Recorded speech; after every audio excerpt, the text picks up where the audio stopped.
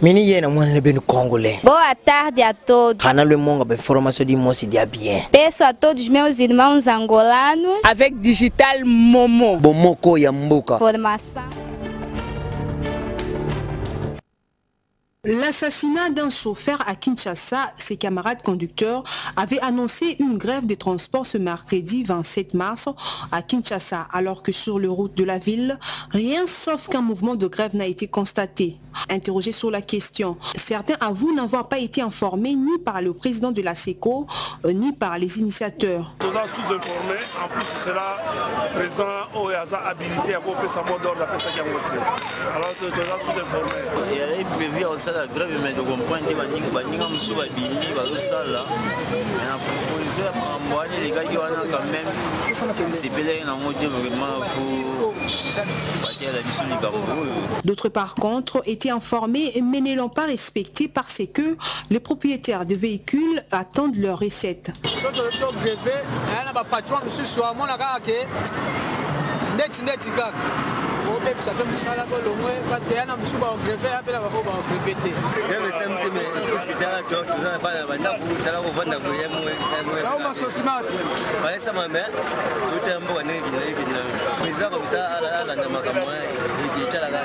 Le transporteur de Kinshasa demande aux autorités à prendre des dispositions pour la sécurité des personnes et contre toutes les formes de tracasserie.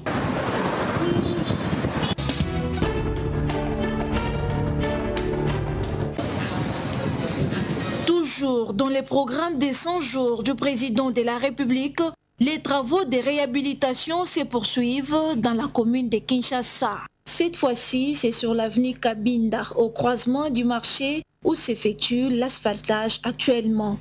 Daniel Moana, très content pour l'initiative, il encourage le président de la République et lui demande de ne pas seulement se limiter dans cette partie, mais de voir aussi la partie est de la ville. Chef de l'État initiative oyo on a salisa sala oyo mais a continuer na bisika mususu oyo ezangi banzela et surtout bisona kisenso kuna ba mabengeza ebele. La population a aussi une grande part de responsabilité sur la durée de vie de ces ouvrages. Les uns et les autres remercient le président Félix pour ces programmes et à l'Office de route et à l'OVD pour la qualité des travaux à travers la ville de Kinshasa. Cet avenir a été annoncé pour la réhabilitation, ce qui est en fait fait. Avec ces travaux, je crois que bientôt nous aurons des bonnes routes. Et surtout, merci pour avoir fait confiance à la société nationale et l'OVD et l'Office de route. 100 jours, ils allaient pour la résidence de la OVD. Même si le peuple congolais, il faut que ça aille à 100 jours. Quand on a des terrasses, on les a bouchés. On doit faire la conduite, la salité. On a nous couper la boîte, il y a des gens qui ont la terrasse. Dans ce qu'on voulait, on peut descendre, on peut se retourner dans le panneau, si gaz. On va se couper l'état dans la baie.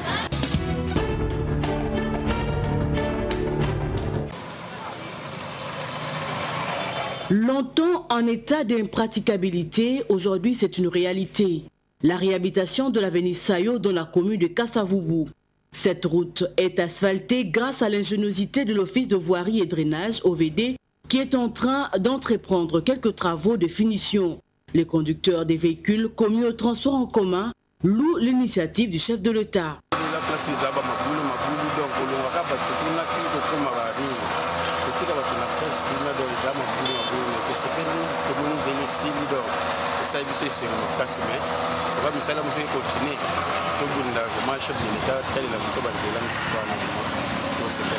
Sayo musalango zo salama ezosila omoni ke parti azaka mutu kaka elidi peuple parce que ça rebeti bate belé mais le lo fatia yema mute boni c'est que parti continue ka boye ça la bien.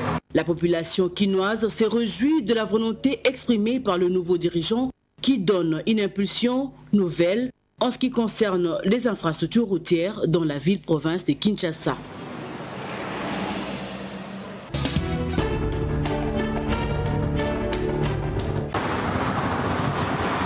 Il y a quelque temps que le pont situé au croisement des avenues Saïo et Victoire s'est trouvant dans un très mauvais état. Aujourd'hui, grâce au programme des 100 jours du président de la République, que les travaux de réhabilitation ont été lancés pour une durée de 45 jours, ils seront assurés par l'Office des voiries et drainage. Malheureusement, on n'aperçoit pas des engins sur les chantiers. Tout de même, les habitants de ces coins remercient le président de la République pour ces genres d'initiatives à travers la République. Chef de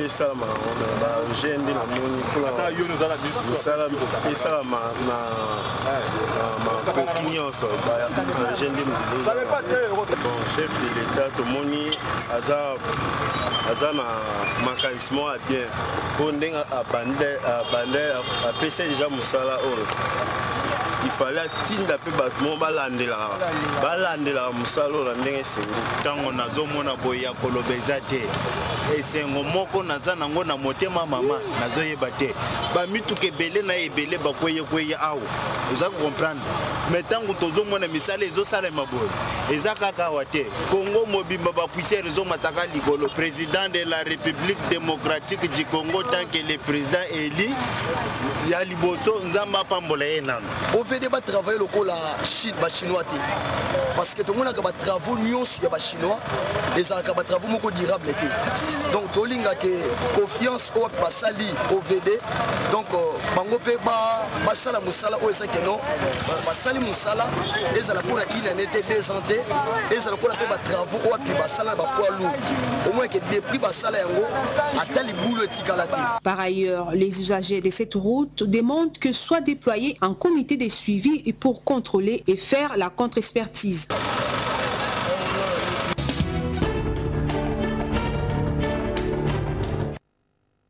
Les programmes d'urgence du chef de l'État regroupent certains secteurs prioritaires. S'il y a des avancées dans le domaine de route, dans la ville de Kinshasa et en province, le coordonnateur des Amis de la Nature défend le droit de la population quinoise à vivre dans la tranquillité, alors qu'à longueur de journée, il y a une production sonore excessive, nuisible pour la santé. On se disait dans les 100 jours, la pollution sonore était parmi les priorités. Mais là, on se rend compte que le bruit que l'ancien président a laissé, ça continue. Parce que nous savons très bien, les routes, souvent des affaires de commission. La population quinoise a besoin de vivre dans la tranquillité. Il faut qu'il y ait le respect par rapport aux ouvertures des bars. Mais ce n'est pas ce qu'on est en train de voir. À cela s'ajoute également l'insalubrité qui n'a pas encore trouvé des solutions durables. On parle des déchets au niveau des marchés. On a constaté que pratiquement toutes les stations de transit qui avaient l'ancien RATPK est fermé. Pourquoi ils l'ont formé à ce moment pendant qu'il y a des engins?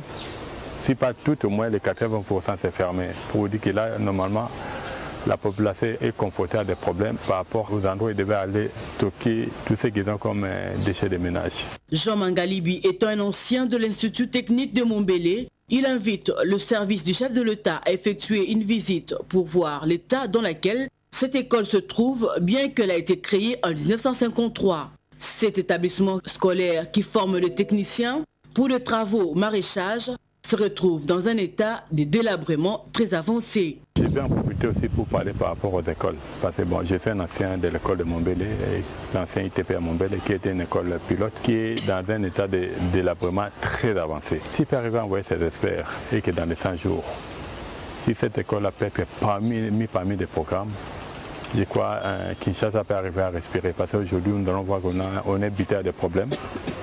Par rapport aux aménagements, il n'y a pas assez de techniciens. La population congolaise désire vivre dans de très bonnes conditions.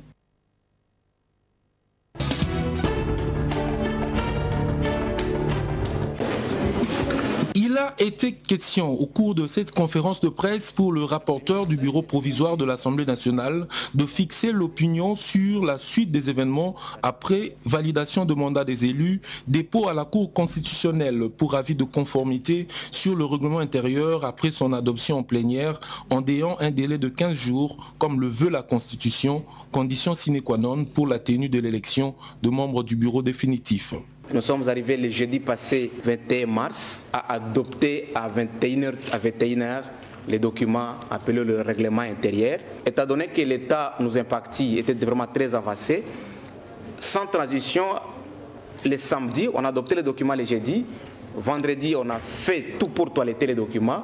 Et le 23, donc le samedi, nous avions pris souhait, par le biais du président de l'Assemblée nationale, de son bureau provisoire, transmettre les documents d'une manière officielle à la Cour constitutionnelle. La Cour a 15 jours pour se prononcer. Il peut le faire avant 15 jours, dans 5, dans 7, mais le timing maximal c'est 15 jours. 15 jours dépassés, si la Cour ne se prononçait pas, automatiquement le règlement intérieur est déclaré valide et entre en vigueur et nous allons commencer à appliquer. Même si la Cour rendait en fait son arrêt après 15 jours, les dispositions qu'il va juger incompatibles avec la Constitution ne seront pas d'application. Quand le règlement nous sera retourné, nous n'aurons pas beaucoup de temps.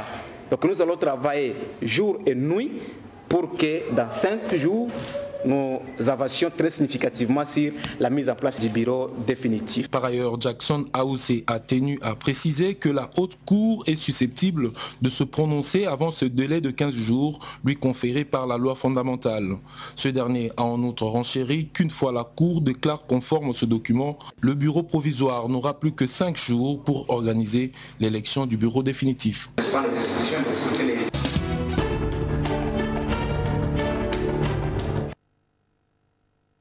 495 violations et atteintes aux droits de l'homme entre janvier et février 2019 en République démocratique du Congo. C'est le rapport présenté par le Bureau conjoint des Nations Unies aux droits de l'homme sur la situation de droits de l'homme en RDC ce mercredi 27 mars au cours de la conférence de presse de la MONUSCO. Dans cette présentation, le directeur du BCNUDH précise que son bureau a documenté 495 cas de violation sur l'ensemble du pays. Abdelaziz Tchoye indique que ces chiffres présentent une diminution par rapport au mois de janvier où son bureau avait recensé 474 cas. Les agents de l'État sont toujours pointés du doigt avec 52%, tandis que les combattants de groupes armés sont responsables de 42% des cas. Abdelaziz Tchoye précise également que cette diminution significative de violations commises par les agents de l'État s'explique du fait que celle-ci était liée à des restrictions à l'espace démocratique en janvier après l'annonce des résultats des élections présidentielles et législatives qui avaient suscité de nombreuses manifestations ayant conduit à des violations des libertés fondamentales. Auprès de 83% des violations ont été commises dans les provinces affectées, surtout par les conflits armés, entraînant ainsi la mort de 114 civils, dont la plupart des auteurs sont des militaires et les combattants du groupe armé NDC, rénové responsable du plus grand nombre d'atteintes aux droits de l'homme dans la province du Nord Kivu, qui reste la plus affectée.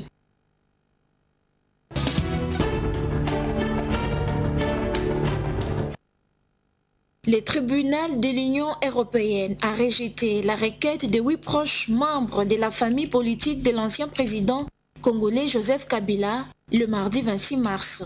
Il s'agissait d'un recours portant sur les sanctions contre ces derniers infligées en mai 2017 par les conseils de l'UE pour de graves violations des droits de l'homme. Ces sanctions remontent en décembre 2016 et mai 2017.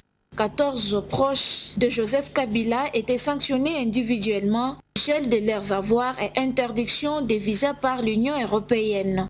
Des sanctions qui étaient liées en rapport aux entraves au processus électoral et aux violations de droits humains. Et pour ce faire, la requête était déposée le 22 août 2017 par l'avocat conseil de l'ancien ministre de l'Intérieur Évariste Boshab. Ce recours est rejeté. Évariste Boshab et les autres parties requérantes, dont les noms figurent sur la liste des sanctions, ont décidé ainsi le juge de la 9e chambre du tribunal de l'Union européenne, basé à Luxembourg.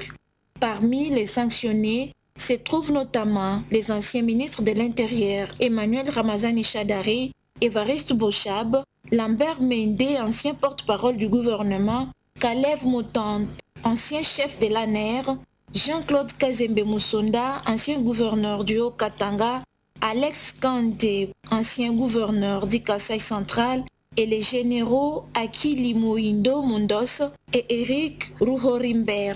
Des sanctions renouvelées en décembre 2018 que dénonçaient les autorités congolaises. Il reproche à l'Union européenne de ne pas avoir donné aux personnalités sous sanction l'opportunité de se défendre. Mais du côté européen, on explique que la jurisprudence ne les oblige pas à entendre les personnalités visées par les sanctions avant que celles-ci ne soient prises. Ces sanctions courent jusqu'au 12 décembre 2019.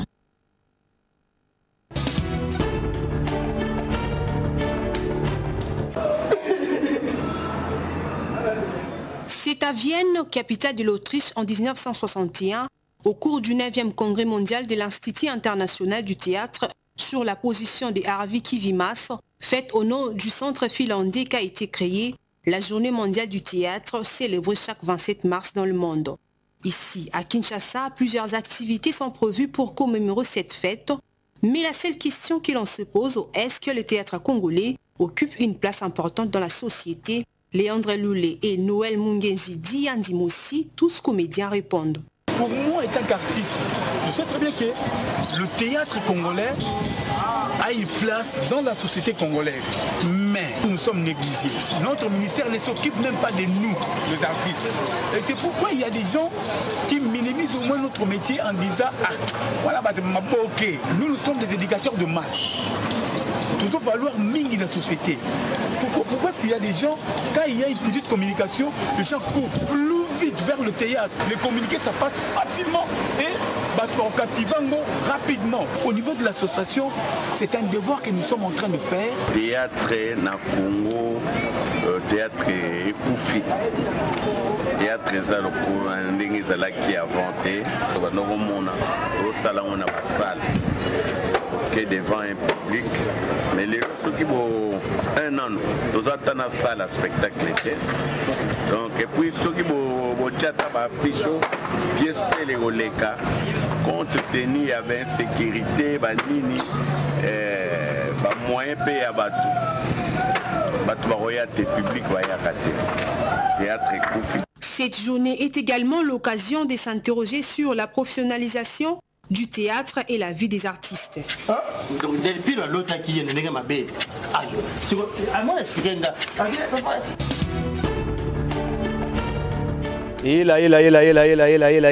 Kaka pana ulanda. Babisite ya kaka moko. Elengi kano, elengi kitoko. Bomoko ya mboka. Bomoko ya mboka. Babi bomoko ya mboka ndi muke kangi muki. Bana Matadi, bana Bandundu, Équateur. Pobulanta ka bomoko ya mboka. Bomoko ya mboka. Zibeka MM na Bela. Indi na bomoko ya mboka. Lanta bomoko ya mboka. Bomoko ya mboka. Elengi kano.